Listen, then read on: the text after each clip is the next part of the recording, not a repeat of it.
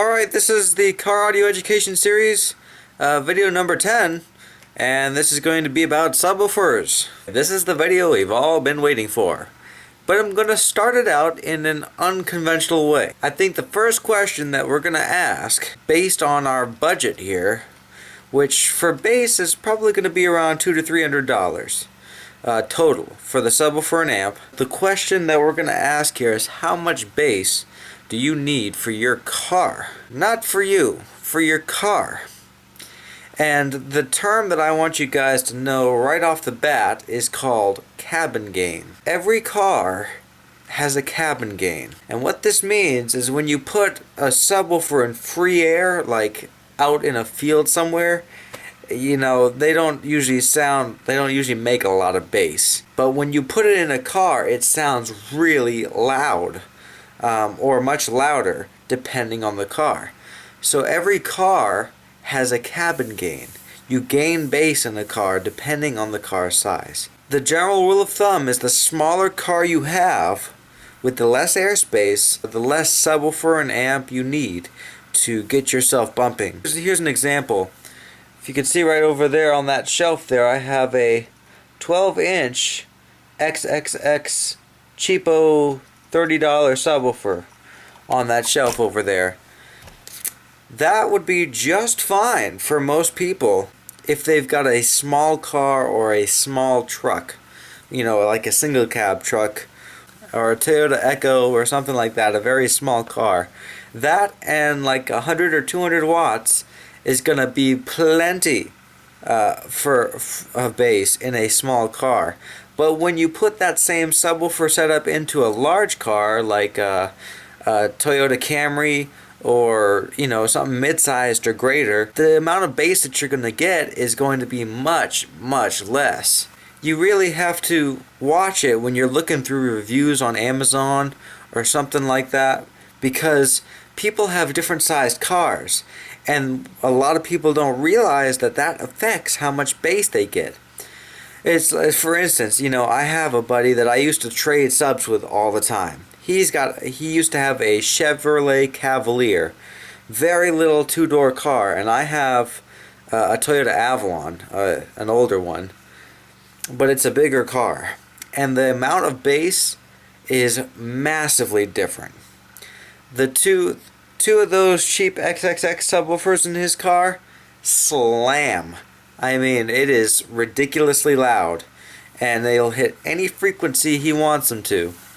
But in my car, it's almost inaudible. So the car makes a difference. The car makes the difference, really, when you're looking at how much bass you want, how much power you need. I'm finding that with my Toyota Avalon, which is a larger car, I need at least 2 10s or 112 to start hearing and feeling bass. That's a generalization, see, because not all subwoofers are created equal. When you watch these videos about 8-inch subwoofers versus 10-inch subwoofers versus 12-inch subwoofers, that is a very big generalization. I've had 10-inch subwoofers that can kick 15-inch subwoofers' butts. And I've had 12-inch subwoofers like that XXX over there that really can perform like some 8s. You know, the size doesn't matter for the subwoofer really. It's more of the subwoofer's build quality and just what it's made of, really. A kind of really basic rule of thumb to follow, you know, for looking for quality products is how heavy is the subwoofer. I know that's really easy, but that is just a really general way to find out the relative quality of a subwoofer. It's not just about the size of the magnet, it's all the other parts in it also. The cone, the surround, the basket, how the basket's made for the subwoofer, the thing that holds everything else, the magnet and the cone. Weight is a pretty good indication of, you know, relative overall quality. A subwoofer's bass is not all about the subwoofer. Let's say we have a circle. 100% here is our circle. The subwoofer itself, the actual speaker, probably accounts for about 50% of how the bass sounds. 30% of that other 50% is the box. What kind of box do you have this subwoofer in? The last 20% is your amplifier. How good is your signal? Do you have a clean signal running to that subwoofer? Do you have enough amplifier power for that subwoofer? These three things together make a subwoofer work properly. When you hear bad reviews on subwoofers from reputable name brands, they've usually not been set up properly. One thing that you'll always read on Amazon is somebody, almost on every subwoofer that you can find, has made a review that says, well, I blew my sub in a week, these are no good.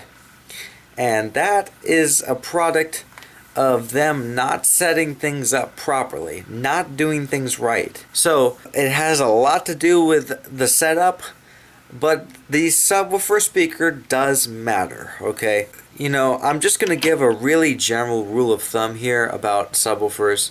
A subwoofer's weight, yes, something as simple as the weight of it will tell you the relative overall quality of the subwoofer. 10 to 15 pound range is where I find the best quality products that are still easy on your wallet. If you look back up on this shelf here, that Polk Audio DB1040 and the Pioneer TS subwoofer over there and the Soundstream subwoofer over there, those are all approximately 10 to 15 pounds a piece. They're all great budget subwoofers. Yes, they compromise in some areas. I find that the sweet spot for a budget subwoofer is between $60 and $100. That's where all these really decent products lie. They're all about 10 to 15 pound subwoofers. The Pioneer, Soundstream, and Polk Audio subwoofers. They're all in the $60 to $80 range. They're all 10 to 15 pounds. They're all just decent subwoofers. Generally, all the products in that price range and weight are going to be not bad. For your average Joe guy that's going to want some bass, all the products in that range, if you buy on eBay, are not going to be bad. They're going to be okay, at least, or decent. I think, like I said in the intro video to this series, I've had, I think, 18 subwoofers now. And so I've experienced all the flavors of bass. Every subwoofer has a slightly different characteristic about it. And it's not something that you're going to be able to figure out by looking at reviews. You just have to go buy them all. But I don't recommend that. So I'm setting up this video kind of as guidelines for a subwoofer purchase and how you should think about a subwoofer in relation to the rest of your sound system. So anyway, I hope this was helpful, and I will see you next time on the Car Audio Education Series. We're going to be moving on to some more advanced topics in the next upcoming videos, and I'm going to be discussing some car audio terminology with you guys. These first 10 videos have been kind of basic, just basic setting up a system, but now we're going to go into more intermediate stuff. Have a nice day.